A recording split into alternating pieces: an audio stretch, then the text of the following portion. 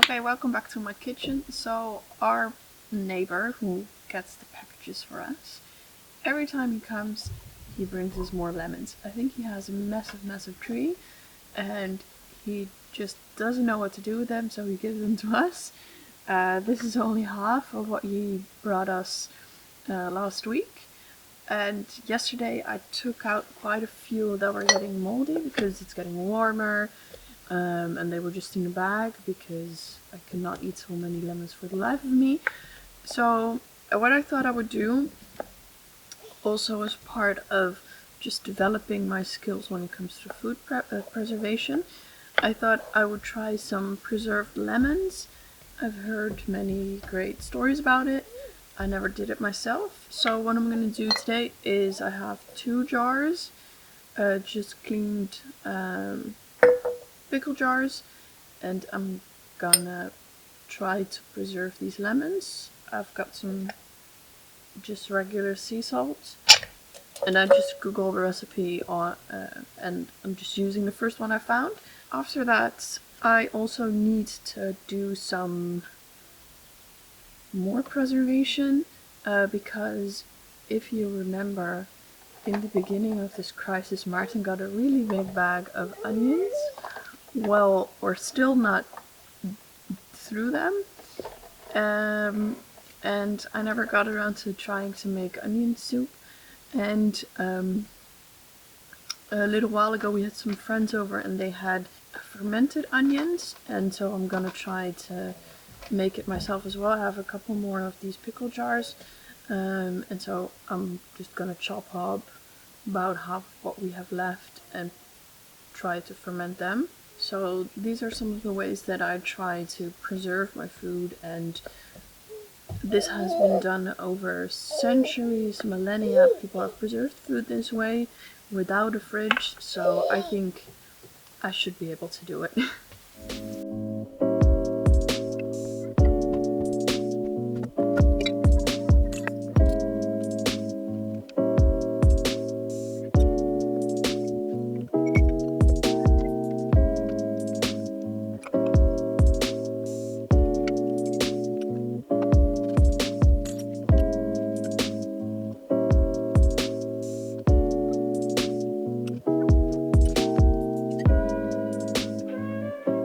Okay, I ended up with filling up the 2 jars and then an extra one because I had so many lemons. And that got me thinking. I was reading the recipe and she said, oh yeah, this is done all over the Middle East and people have been doing it since forever. And they never put it in the fridge, but just to be sure, you can put it in the fridge. And I think in the notes she's also said that those are the USDA guidelines or something like that. So that really got me thinking, like, why not trust the process that has been done since forever and really trust your senses when it comes to food. I think a lot of people are really scared of eating something that has gone bad and they don't really trust their senses anymore. And because most foods, and especially packaged foods, of course, they have a eat by date or something like that. So they just use the label and then they throw it away, and that, as you might know, that creates so much food waste. So I was never like that anyway. So I would always buy the discounted stuff that was almost on its due date and stuff like that. And now also just you have to look, like, is there any mold on it? If certain types of mold with fermentation, you can just scoop it off and eat the fermentation anyway. Red mold, just chug the whole thing, but I think it's not very common. So I'm getting even more into just trusting my senses, just seeing, looking, smelling. So the person that has really helped me get over an extra hurdle, because I felt like an inner hump to get over when it comes to fermentation, like, do I use enough salt, too much? And so I got this book, Wild Fermentation, and He is the guy who basically set up this whole new wave of fermentation, because it's very hip right now. And he talks about just trusting your senses. It really is not very complicated. People have been doing it since forever. Many people around the world still do it every day. And because it's a process where you don't need a fridge, you don't, with lots of things, you actually don't even need to sterilize the jars and stuff like that. So it's actually just a really simple process. It's just something that we've forgotten to do because of reasons that I won't get into now. So if you have been trying to get into it, if you're still kind of feeling out the process of fermentation and preservation, I would highly recommend that book. Just have a read. I still have many recipes that I need to try from there, but it's a great resource to get you over that hurdle of not knowing what to do. He's a really great motivator. Anyway, so I put the lemons. What I've noticed with kimchi making is that sometimes it will overflow because of the juices that are created. So I put it in this tray to get some of that extra liquid and not have it all over my counter. And I'll need to figure something out for this one. So this is the last of the onions that I still need to do something with. I'm gonna start chopping up some of them and putting some salt with them. I still have to look up a good ratio for that, see if I want to use any spices, and then it's time to do something very exciting.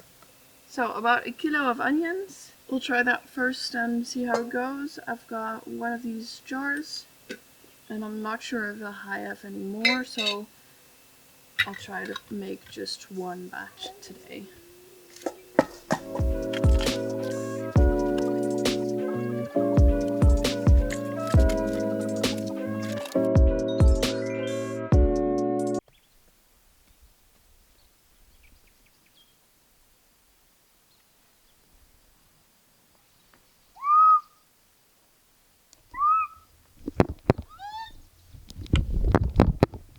Okay, it seems that we are on the subject of food today, so I thought I would also give you a little update on how the garden is doing. The tomatoes are doing really quite well. Most of the plants are starting to get a really thick stem, and we even have some small flowers beginning to form, so that's really awesome. And hopefully we'll have some tomatoes in a while. Anyway, the courgettes are starting to flower, and so that will be a really fast growing crop. So soon we'll have some courgettes from the garden. We've also already been eating some of the lettuce, but I learned that it's really much better to plant a lot more lettuce. So what I'm gonna do is something I saw on Justin Roth's channel. Is she made kind of a triangle with a pallet wood, and then she had the cucumbers climbing over it, and then the lettuce in the bottom. That gives some shade for the lettuce because it doesn't really like the hot weather, the direct sunlight, and some people around here say that it makes the lettuce bitter. So in trying to grow some lettuce for summer, I'll try to do that. I already have some cucumber plants that are big enough to go out, and I've got plenty of more cucumber seeds to plant as well. Last year we planted cucumbers in September, I think, and we still got some cucumbers from that, so there's plenty of time. One of the things that I'm kind of struggling with right now is that I had planned to put in some of the more warm weather crops in the beds where the potatoes are now. But the potatoes are not quite ready to be harvested. What I'm going to do today is I'm going to take out some of the first potatoes of some of the plants that have already flowered. Those I can then keep for, or those we can eat right away as spring potatoes, and then some of them I'll keep in the ground longer so that we can store them as well. And then hopefully that gives me some room to start planting some of the aubergines and some of the peppers. But those are all jobs for another day. Today I'm just gonna do the potatoes.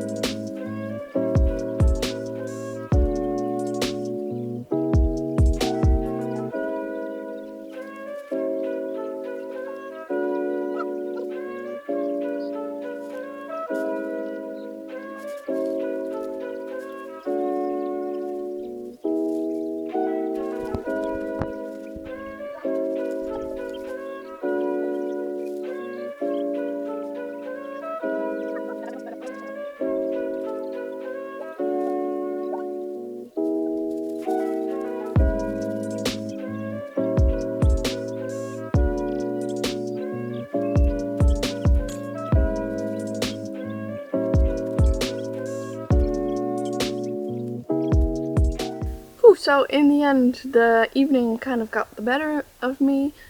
We harvested about a little over 2.2 kilos, so that's enough for 2 or 3 meals. We've had some yesterday for dinner and today for lunch, and they're really quite delicious.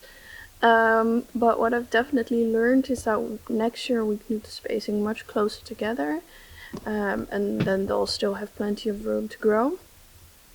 But for now I'm pretty happy with what we have, and as I said, I just need a little bit of more space for the warm weather crop, the peppers and the aubergines that I still have in the greenhouse. So they're kind of exploding right now, so they really would like to grow out. So I'll start doing that in the next couple of days, hopefully. It seems that we are doing many projects at the same time and don't get to properly finish anything. We haven't finished the chicken fence yet, because we kind of moved our energy towards the solar system, which we've been working on. And as you might know, everything also always takes 2 times as long as you think. So that's taken us a little while. I'm pretty sure I can have that video up on Wednesday. We moved the solar panels to the frame today, and then we can just screw them on and install the batteries and all that stuff. So you can look forward to that. If you haven't done so already, don't forget to subscribe so that you don't miss any of my videos. And I'll see you guys on Wednesday.